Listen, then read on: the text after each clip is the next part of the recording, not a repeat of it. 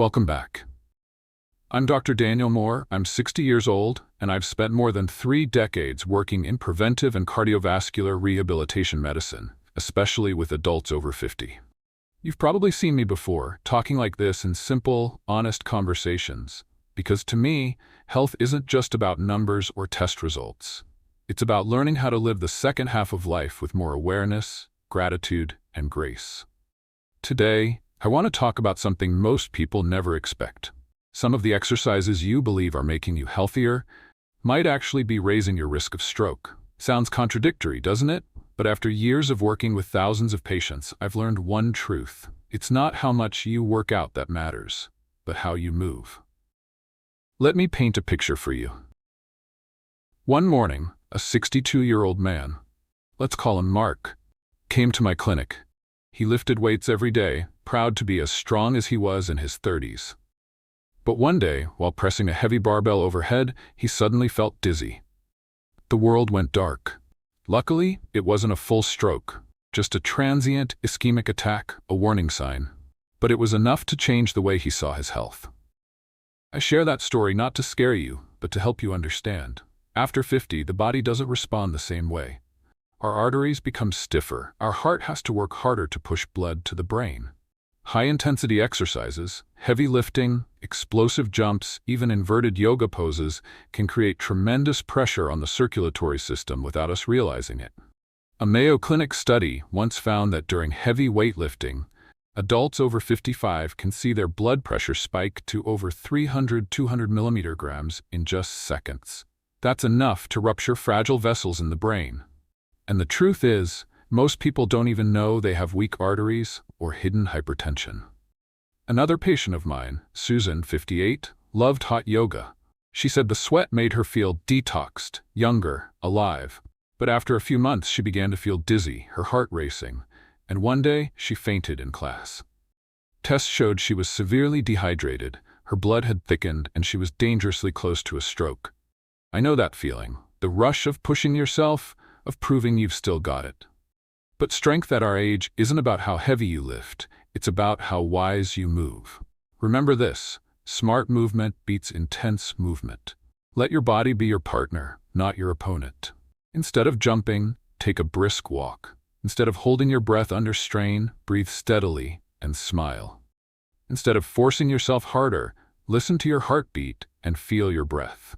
And if you're truly serious about your long-term health, I strongly recommend a simple 15-minute test, a carotid artery ultrasound.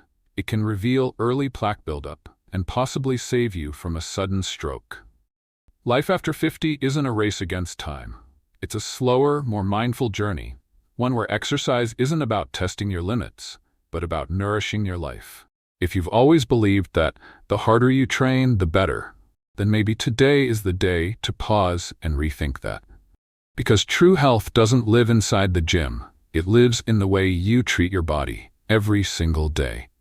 I'm Dr. Daniel Moore, and if you've learned something valuable today, I hope you'll share this video with a friend. You never know. You might just help someone avoid a stroke. You see, after 50, I often tell my patients this. Your body is a journal. It remembers everything you've ever done, the good and the not so good. And every time you exercise, with each heartbeat and each breath, you're writing a new page in that journal. I once met a woman named Linda, 67 years old. She loved running, every morning 5 miles at the park. She told me, running is how I stay young. But there was one thing she didn't realize. Her heart no longer recovered as quickly as it did at 30. One morning, she felt her heart racing, her breath shortening, and then she collapsed. Later, we discovered she had atrial fibrillation, an irregular heartbeat that's common in older adults and one of the leading causes of stroke. What breaks my heart is, Linda didn't do anything wrong. She just didn't know her body had changed. And that's true for so many of us. We still carry the image of our younger selves, strong, quick, unbreakable.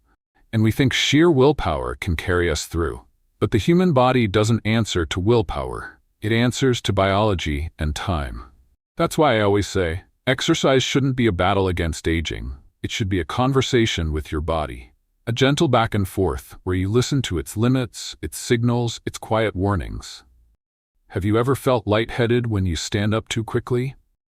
Or noticed your heart pounding after bending down to tie your shoes? Those little things, they're not random. They're your body whispering, "Hey, slow down a bit." I remember an older gentleman, Henry, 72. He worked out daily, but he was stubborn. He told me, "Doc, I have to press at least 100 pounds, otherwise I feel weak." One day, after a heavy session, he felt a sharp headache and was rushed to the hospital, a mild brain bleed. When he woke up, he held my hand and said, "I wish I'd known that being a little weaker isn't the end of the world." That sentence has stayed with me for years. So many of us fear aging. We fear slowing down, losing that sense of strength we once had. But aging doesn't mean losing power. It means gaining understanding. After 50, you don't have to prove anything. You just need to stay steady, balanced, and aware.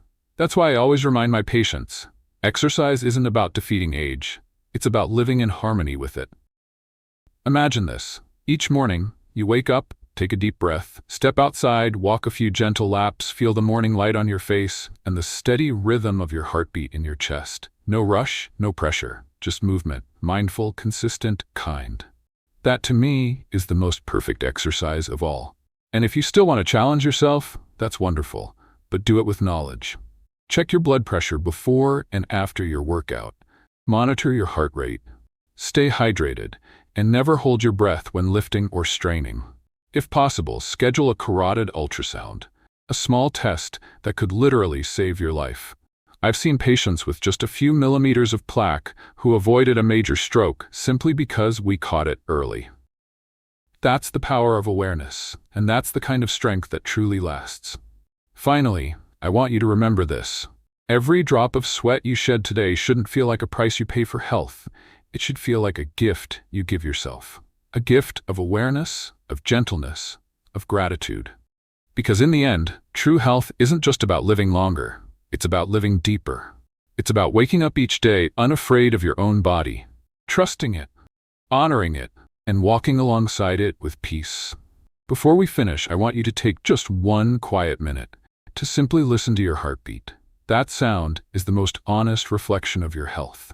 No weights, no gym music, no step counters, just you and your heart, trying its best to stay with you for many more years to come. I know, words like these can sound small, but after more than 30 years of being a doctor, I've seen too many moments where, if someone had only listened to their body a little sooner, things could have turned out so differently. And I don't want that for you, or for anyone watching this right now. So move smarter, breathe slower, and if you can, share this video with a friend or a loved one, someone who might still believe that the heavier you train, the healthier you get. A small act of sharing today could prevent a stroke tomorrow. If what I've said resonates with you, please click like so YouTube knows this message matters, and so I can keep creating more meaningful conversations like this every week. And if this is your first time here, subscribe and join us. On this channel, I don't just talk about medicine or numbers. I talk about how to live better after 50. Calmer, wiser, and with a deeper love for your body every single day. I'm Dr. Daniel Moore, and I've always believed that health isn't a destination. It's a journey. Thank you for spending this time with me today. I'll see you in the next video, where we'll explore how to keep both your heart and your mind not just healthy, but peaceful. Stay safe, my friend, and never forget to listen to your body. It always knows what you need.